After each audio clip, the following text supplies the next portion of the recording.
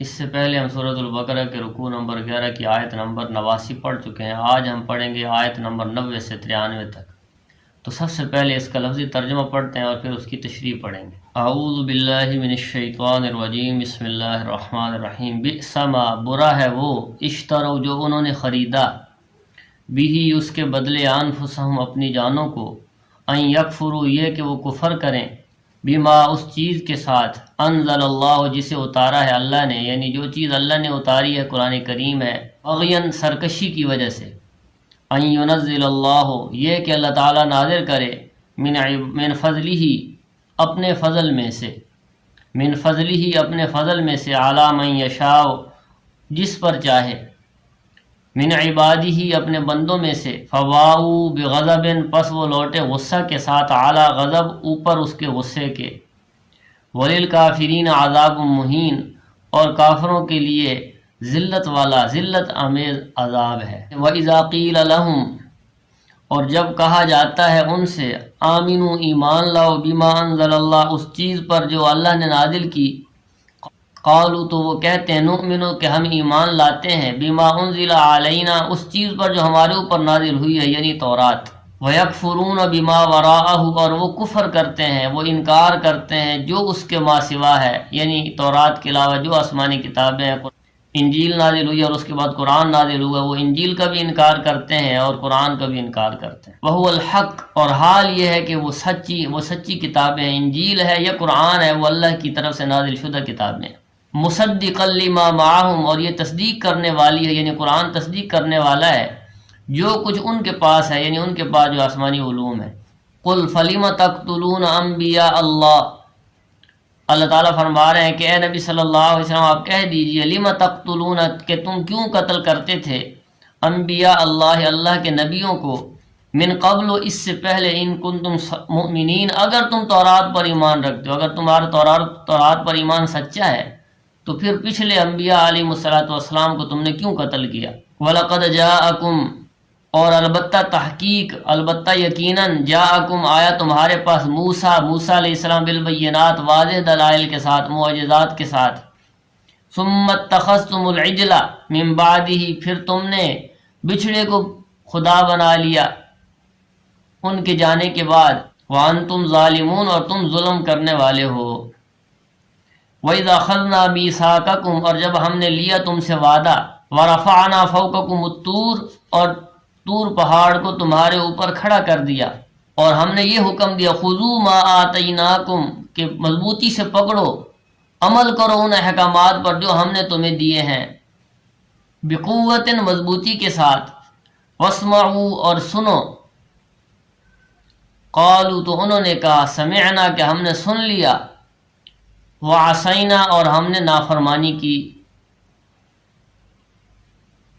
وَأُشْرِبُوا فِي قُلُوبِهِمُ الْعِجْلَ،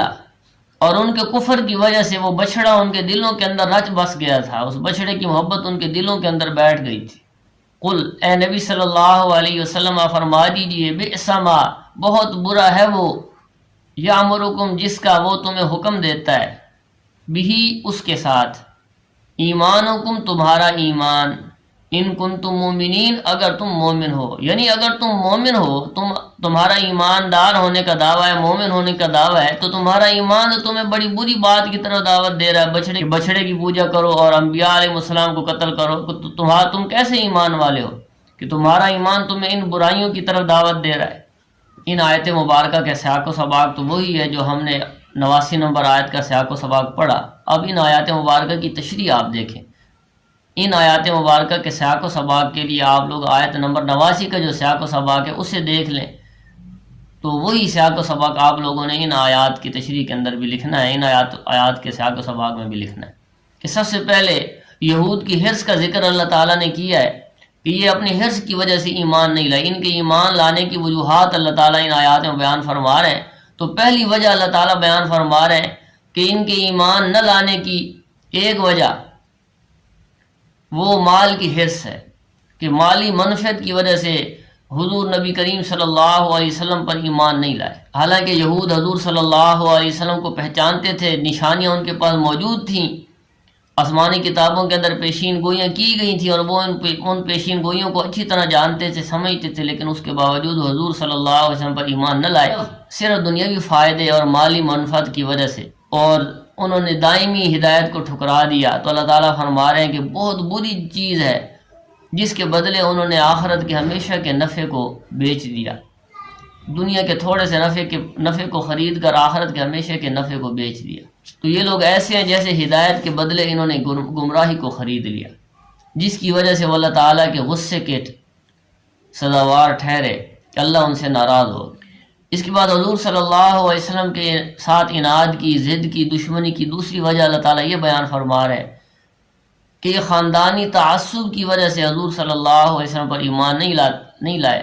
کیونکہ ان کی یہ امید تھی کہ نبی آخر زمان ہمارے ہی خاندان سے پیدا ہوں گے، یعنی بنی اسرائیل میں سے پیدا ہوں گے، یا یعقوب علیہ السلام کی اولاد میں سے پیدا ہوں گے۔ لیکن اللہ تعالیٰ نے حضور نبی کریم صلی اللہ علیہ وسلم کو اللہ تعالیٰ نے بنی اسماعیل میں پیدا کیا، بنی اسحاق میں پیدا نہیں فرمایا،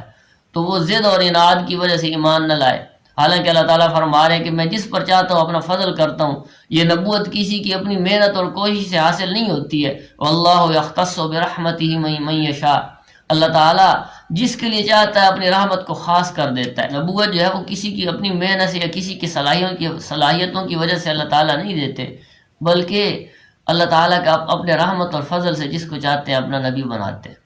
اس کے بعد اللہ تعالیٰ ان کی تنقید بھی کر رہے ہیں کہ یہ لوگ تورات پر ایمان لانے کا دعویٰ کرتے ہیں، حالانکہ تورات کے اندر بھی نبی آخر الزمان کے مبعوث ہونے کی خوشخبریاں سنائی گئیں، پیشین گوئیاں سنائی گئیں، تو حقیقت میں یہ تورات کا انکار کر رہے ہیں۔ حضور نبی کریم صلی اللہ علیہ وسلم کا انکار اصل میں تورات کا انکار ہے، تو یہ تورات کا بھی انکار کر رہے ہیں، اور ادھر سے قرآن کریم جو اللہ تعالیٰ کی سچی کتاب ہے اس کو یہ حق اور سچ سمجھتے ہوئے بھی اس پر ایمان نہیں لا رہے، تعالیٰ کی طرف سے دوہرے غصے کے مستحق بن رہے ہیں، تورات کا بھی انکار کر رہے ہیں، قرآن کا بھی انکار کر رہے ہیں۔ تو اس لیے اللہ تعالیٰ نے اس کو غضب علی غضب کہا ہے کہ غصے پر غصہ، کہ اللہ تعالیٰ کا ان کے اوپر دوہرا غصہ ہے، دوہری ناراضگی ہے۔ اب یہ قرآن پر کیوں نہیں ایمان لاتے؟ تو اللہ تعالیٰ یہ فرما رہے ہیں کہ یہود یہ کہتے تھے کہ ہمارے پاس جو کتاب ہے وہ بھی آسمانی کتاب ہے، ہمارے لیے وہ کافی ہے، ہمیں اور کتاب اور کسی آسمانی کتاب کی ضرورت نہیں ہے۔ حالانکہ وہ قرآن کریم کی حقانیت سے واقف تھے، لیکن اس کے باوجود بھی وہ ایمان نہ لائے۔ اور یہ قرآن ایسی کتاب ہے جو ان کی آسمانی کتاب کی بھی تصدیق کرتا ہے، یعنی تورات کی بھی تصدیق کرتا ہے، تورات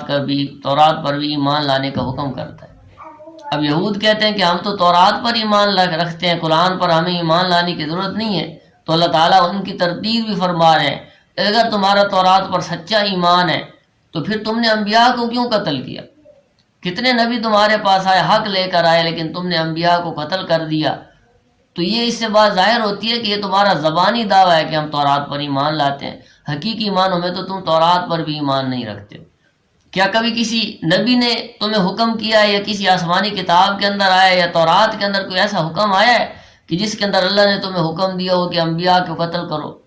انبیاء کی تکذیب کرو، ان کو جھٹلاؤ، ان کو اذیتیں پہنچاؤ؟ بلکہ اللہ تعالیٰ نے تورات کے اندر تو تمہیں انبیاء علیہ السلام کے احکامات کو ماننے کا، انبیاء کی پیروی کرنے کا حکم کیا ہے، لیکن تم نے اس کی خلاف ورزی۔ تو تمہارا تورات پر ایمان لانے کا جو دعویٰ ہے یہ تمہارا جھوٹا دعویٰ ہے، غلط دعویٰ ہے۔ تمہیں چاہیے کہ قرآن پر ایمان لاؤ جو تمہاری کتاب، آسمانی کتاب تورات کی بھی تصدیق کرتا ہے، اور قرآن پر ایمان لا کر ہی تم حقیقی کامیابی حاصل کر سکتے ہو، دنیا اور آخرت کی فلاح حاصل کر سکتے ہو۔ اور اگر قرآن کو چھوڑ دو گے، قرآن کو جھٹلا دو گے، تو دنیا کی رسوائی اور آخرت کی ہمیشہ کی رسوائی کا تمہیں سامنا کرنا پڑے گا۔ تو آج کا ہمارا لیکچر یہیں تک تھا۔ اس میں سے کوئی بات آپ لوگوں کو پوچھنی ہو تو میسیج کے ذریعے پوچھ سکتے ہیں۔ آئندہ انشاءاللہ ہم اگلے لیکچر میں اپنے اس 11 رکوع کو شروع کر دیں گے۔